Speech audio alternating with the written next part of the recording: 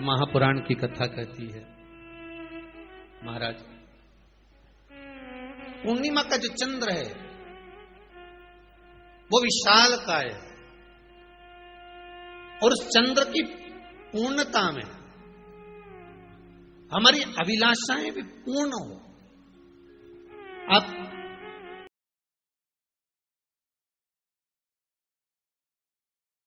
धाम में जितने कथा सुन रहे हैं, आप में से कितने लोग हैं जो पूर्णिमा का व्रत करते हैं?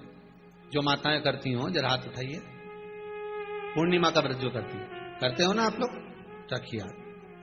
अब पूर्णिमा के व्रत में आपने कई बार किताब पढ़ी होगी पूर्णिमा की, या आपने व्रत किया होगा, या पूर्णिमा का व्रत आप धारण करे होगे, तो उसमें पूजन कौन से भगवान की होती है?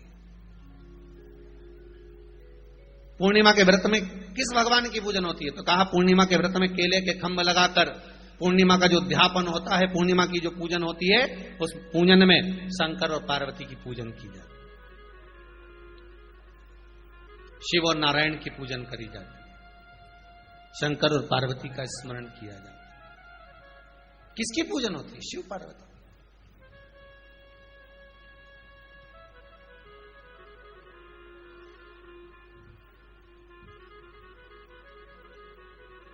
क्यों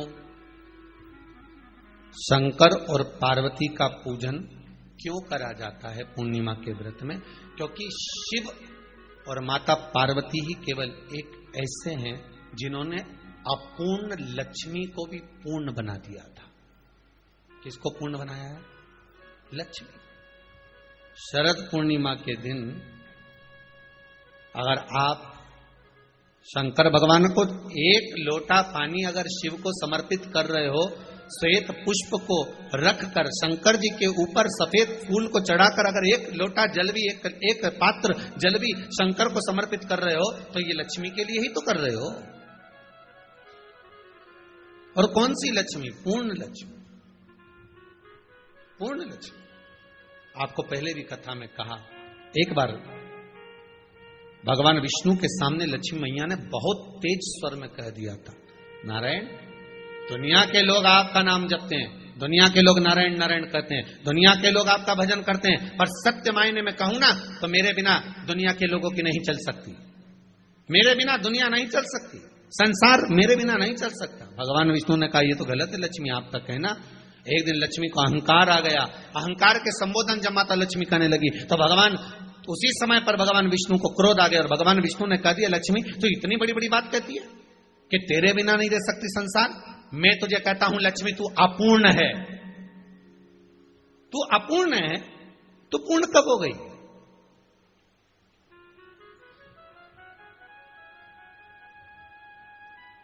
तेरी पूर्णता कहां हो गई?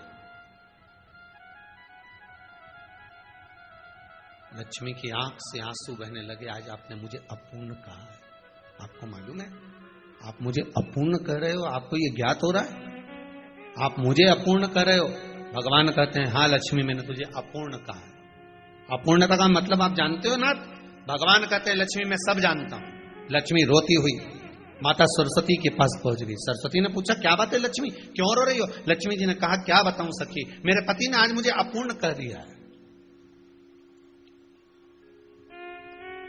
तो क्यों रो रही है तू? अपूर्ण अगर कह दिया, पति ने ही तो कहा है ना, तो क्यों रोना? चल मेरे साथ। और सरस्वती मैया माता लक्ष्मी को लेकर सीधे पहुंच गई माता पार्वती के यहां। माता पार्वती के यहां जब पहुंची है, माता पार्वती ने लक्ष्मी जी को देखा और सरस्वती को देखा तो पूछा कि बात क्या है, क्या हो गया ऐसा, क्या हुआ, क्या है ऐसा जो तुम दोनों आज मेरे पास में आई? क्या हुआ? पार्वती जी कुछ बोलती, शिव जी का ध्यान माता सरस्वती की ओर और लक्ष्मी की ओर गया और भगवान शंकर जान गए कि आज भगवान नारायण ने लक्ष्मी जी को अपूर्ण कहा है। अब देखें माता पार्वती क्या कर सकती है, इसको पूर्ण बनाने के लिए करेगी क्या? क्या हुआ? माता सरस्वती जी बोली, लक्ष्मी को अपूर्ण कर दिया। अपूर्ण कर दिया? हाँ, तो क्या सोचना उसके लिए? इसको मैं अभी पूर्ण बना देती हूं। माता जगतजननी पार्वती ने गोदी में विराजमान गणेश जी को उठाया और उठाकर लक्ष्मी जी की गोद में दे दिया। ले लक्ष्मी, आज से तू पूर्ण हो गई। लक्ष्मी, आज से तू पूर्ण है। गोदी में जब तक संतान नहीं है तो नारी को लोग अपूर्ण समझते हैं। माता पार्वती जी ने संपूर्ण ब्रह्मांड में एक सिद्धता प्रदान कर दी कि अपने गोदी के लाल को, अपने गोदी के पुत्र को माता ने लक्ष्मी की गोद में देकर लक्ष्मी को पूर्ण बना दिया। वो दिन कौन सा था? यही शरद पूर्णिमा का दिन था।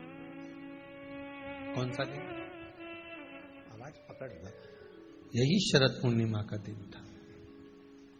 शरद पूर्णिमा का दिन लक्ष्मी को पूर्ण करने का दिन,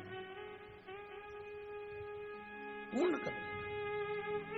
केवल अमृत ही नहीं बरसता, शरद पूर्णिमा के दिन लक्ष्मी भी बरसती है।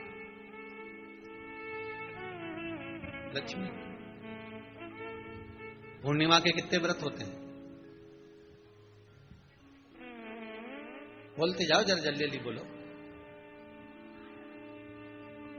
पूर्णिमा के नारियों को, स्त्रियों को